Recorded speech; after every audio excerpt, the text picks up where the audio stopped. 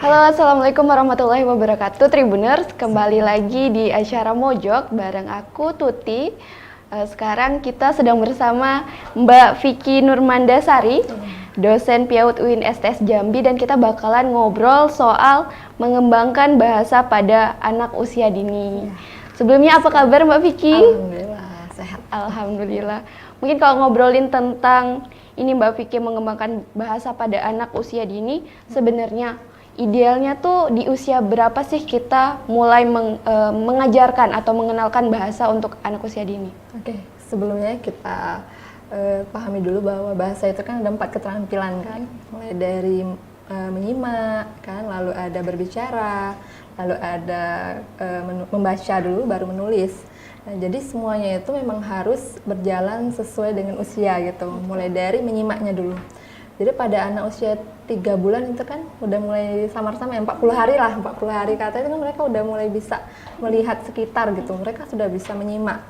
Jadi sebenarnya bahasa itu sudah bisa dikenalkan melihat itu usia 3 bulan. Tapi sebenarnya biasa kalau sekarang kita nggak asing lagi ya kalau hamil itu didengerin. Nah, dan dari usia perut, kandungan dari ya. kandungan sebenarnya sudah bisa kita perkenalkan. Jadi dia nanti ketika keluar dia sudah kenal suara ibunya, suara ayahnya, atau yang sering diperdengarkan. Gitu. Misalnya kalau dia di dalam perut sering dengerin murotal, dia nanti bakal cepet kayaknya udah pernah denger gitu kan. Jadi dalam sejak kandungan, sejak mulai kandungan bisa dikenalkan, nanti pas lahir juga bisa kita kasih stimulus-stimulus seperti itu.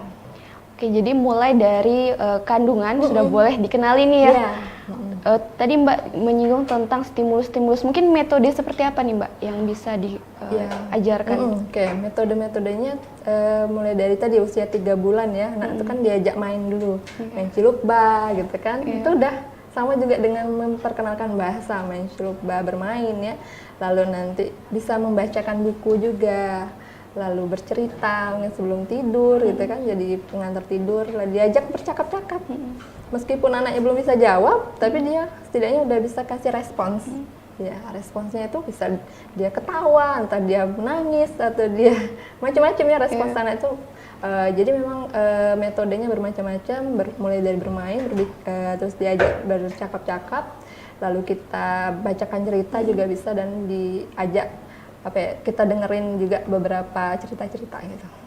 Cara yang paling sederhana itu seperti apa Mbak? Cara yang paling sederhana ya itu tadi diajak dialog ya, tanya jawab. Kalau saya sih, kalau anak udah mulai agak besar diajak tanya jawab, itu juga selain mengembangkan kemampuan berbahasanya juga kemampuan kognitifnya. Berdongeng mungkin bisa? Ya, dongeng sebelum tidur. Bacain. Kalau orang tuanya yang kurang bagus seperti itu kan kurang misalnya kurang dapat ekspresinya, ya bacain aja, bacain itu pelan-pelan. Insya Allah nanti anaknya udah mulai bisa. Kalau untuk mengenalkan aksara ya, itu udah mulai usia 4-5 tahun udah mulai kita kenalkan aksara. Ya sebelumnya anak itu ada beberapa, kalau menurut ini ya, undang-undang Permen nomor 137 tahun 2014. Jadi anak-anak tuh kalau perkembangan bahasanya mulai dari memahami bahasa, lalu dia mengungkapkan bahasa dan keaksaraan. Itu aspek-aspeknya. Jadi kalau dia usia 3 bulan itu kan udah mulai tadi memahami bahasa, mengungkapkan bahasa dengan bahasa dia gitu kan, entah dia tangisan, ketawa dan sebagainya.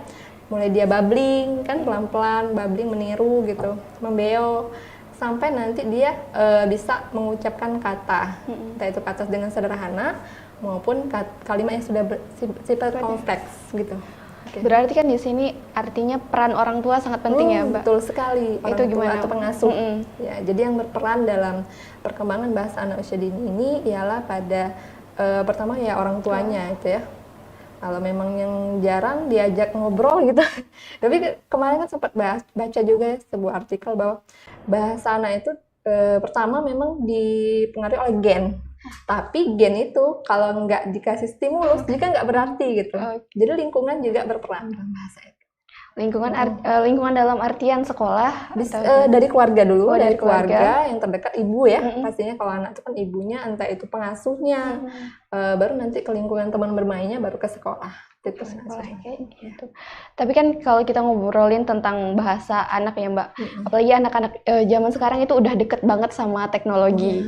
Nah, ada mungkin teknologi ini ada mempengaruhi, ada yang efek positif dan ada juga negatif. Nah, itu tanggapan Mbak Vicky gimana untuk anak-anak? Di sinilah peran kita sebagai orang tua membatasi ya. Jadi yang namanya teknologi jika digunakan dengan bijak, dia memberikan dampak yang positif. Tapi kalau dia berlebihan, apapun itu ya, yang namanya berlebihan pasti tidak baik ya untuk anak itu. Mulai dari dia kecanduan, ya, kecanduan gawai, lalu perkembangan bahasanya juga akan terhambat. Anak-anak ada yang beberapa seperti itu. Terhambat karena dia melihat gambar yang sebenarnya itu kan gambar cepat ya. Otak itu kan kalau anaknya masih kecil mereka merekamnya itu pelan-pelan. Kalau dipaksa untuk merekam hal yang gambar yang cepat itu bisa merusak juga. Ya, jadi kalau kita berbicara tentang bahasa, kita bicara tentang neuroscience, otak anak gitu kan. Semuanya itu berhubungan gitu. Antara bahasa dan otak. Artinya sebenarnya ada idealnya nggak Mbak di usia berapa anak itu dikenalkan dengan teknologi. Seperti handphone gitu? Oke ya, jadi pernah kalau ada ikut parenting ya, jadi dia tuh misalnya anak usia 1 tahun tuh maksimal 1 hari 15 menit misalnya ya, lalu 2 tahun ditambah misalnya 30 menit boleh dalam 1 hari, sampai nanti usia 5 tahun itu barulah 2 jam itu pun ya, maksimal 2 jam gitu 1 hari. Sedangkan kalau kita lihat anak sekarang kan, kalau memang itu ya ditinggal ataupun biar diem gitu dikasih kadang-kadang cuma kan ada beberapa alternatif lain gitu selain dia dikasih gawai ya buku tuh kan sebenarnya nggak mahal ya, nggak harus yang mahal, yang board book, yang misalnya buku bantal itu kan lumayan ya untuk yang menengah ke bawah gitu. Jadi bisa juga dengan orang tuanya membelikan poster yang 3.000-an yang ditempel di dinding kan biasanya kayak gitu kan dikenalin gitu. Jadi nggak mahal sih sebenarnya untuk mengembangkan bahasa itu. Yang penting orang tua kreatif, cari cara gitu kan biar anaknya bisa terhindar gitu ya, atau berpaling sedikit lah dari gawainya itu. Artinya kita sebenarnya nggak terlalu merekomendasikan anak-anak usia dini ini untuk terlalu sama handphone sama teknologi ya. Lebih ke aktivitas fisik. Ya benar. Jadi kita pelajari dulu juga sebenarnya anak tuh tipe-tipe belajarnya seperti apa, gayanya. Ada yang audio, suka mendengar, ada yang visual, suka gambar ya. Kita kasihlah media-media itu, terus ada yang audio visual dan kinestetik. Kalau kinestetik kan dia suka yang gerak ya, gambar-gambar, atau kita kasih entah dia media, sekarang ada pasir gitu kan. Ada yang Play-Doh, bisa mereka buat sendiri gitu, belajar bahasa dari yang seperti itu. Berarti belajar bahasa nggak melulu soal kata, tapi juga gerakan. Bisa juga. Oke. Kalau kita ngobrolin soal bahasa kan, apalagi anak-anak sekarang itu orang tuanya sudah mulai pingin anaknya belajar bahasa asing nih Mbak. Gimana tanggapan Mbak di anak-anak usia dini yang belajar bahasa asing akhirnya kursuskan gitu sama orang tuanya, itu sebenarnya kita perlukah atau ada usia ideal untuk kayak gitu? Kalau yang secara secara kita fokus gitu ya, suruh mereka belajar, kan kalau kita tahu kan anak usia dini kan bermain sambil belajar, nggak yang fokus dia suruh belajar. Kalau usia 7 tahun ke atas, bolehlah kita rekomendasikan anaknya belajar gitu kan. Cuma kalau anaknya masih usia dini gitu kan, memang sih pada saat usia itu golden age, bisa berkembang, bisa mereka menangkap berbagai bahasa dalam satu waktu gitu kan. Tapi tadi dengan cara yang mengasihkan, itu nggak yang les mereka duduk dengerin tapi tergantung juga dari cara tutornya ngajarin gitu sih. Artinya seberapa penting Mbak? Kalau menurut saya sih penting. Kayak misalnya sekarang kita nggak usah yang terlalu yang terlalu kompleks seperti itu. Setidaknya kita ngajarin angka ke anak. Nah, angka 1, bahasa Inggrisnya one, bahasa Arabnya misalnya wahidun gitu kan. Seperti itu aja sih. Satu anak bisa kita ajarin 3 bahasa dalam 1 huruf atau 1 angka itu. Itu lumayan cepat sih anaknya ngangkep juga.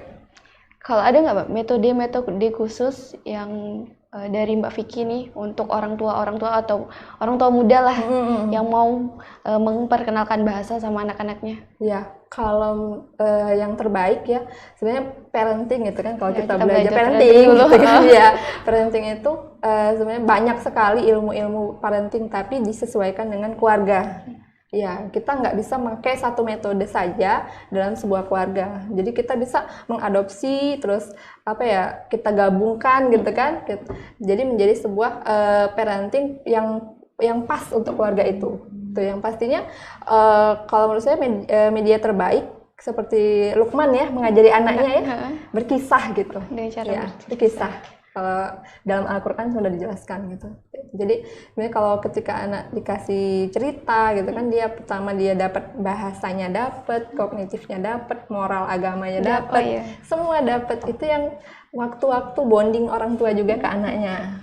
Ya, waktu-waktu terdekat dia, misalnya waktu main, lagi makan, sebenarnya apa ya, yang bilang makan nggak boleh bersuara itu kan sebenarnya Rasulullah itu kan ngajak makan bareng-bareng, terus sambil cerita gitu. sama ngobrol. Apa sih pengalaman dia hari ini gitu kan, anak cerita itu juga kan dia bisa mengungkapkan cerita, seneng nggak hari ini belajar di sekolah atau apa. Jadi menggunakan media bercerita itu sih kalau menurut saya. Tapi sebenarnya kan kalau misal kita ngobrolin itu, setiap anak punya kemampuannya Yang berbeda-beda. Mungkin kadang ada nih orang tua yang gak sabaran kok anak di usia segini, jadinya anaknya dibandingin gitu Mbak. Itu gimana nih? Kita kasih pemahaman untuk orang tua. Kepada parents ya, Smart parents lah ya gitu kan. Kita jangan pernah membandingkan anak-anak kita gitu, karena setiap anak itu memiliki kemampuan yang berbeda. Tapi kita sebagai orang tua setidaknya kita berikan yang terbaik lah untuk anak seperti itu kan. Fasilitasnya, entah itu dari buku bekas nggak masalah sih. Kalau anak saya kan beli bobo yang bekas itu kan, yang kita kumpul, beli aja yang bekas, yang edisi-edisi lama. Tapi dia seneng gambar gitu. Pertama anak belum suka, belum dilihatnya. Tapi kalau kita dilihatnya di rumah banyak tumpukan buku, dia kayaknya menarik nih. Ketika dibuka, kok senengnya, bagus ya warna-warnanya gitu. Jadi dia seneng gitu. Akhirnya dia seneng baca. Ini anak saya yang pertama 5 tahun ya, pelan-pelan dia udah mulai bisa baca tadi. Nah, saya terapkan untuk kedua anak saya tadi.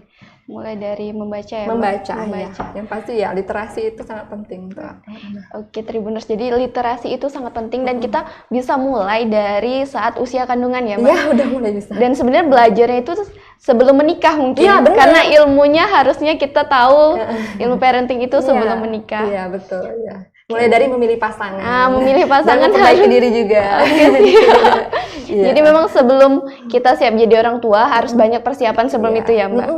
Mungkin boleh deh Mbak Vicky kasih closing statement untuk Tribuners atau orang tua di luar sana, untuk gimana sih caranya kita mendekatkan bahasa atau memperkenalkan bahasa pada anak usia dini. Ya, kepada Tribuners sekalian, closing statement dari saya yaitu bahwa untuk mengenalkan bahasa kepada anak itu lebih ke kitanya ya, sebagai orang tuanya, bagaimana kita bersikap kreatif gitu kan, memilih media, lalu kita juga proaktif kan, berperan dalam perkembangan bahasa anak usia dini itu. Jadi kalau ingin anaknya yang suka berbicara ya, kita juga kasih dari kitanya.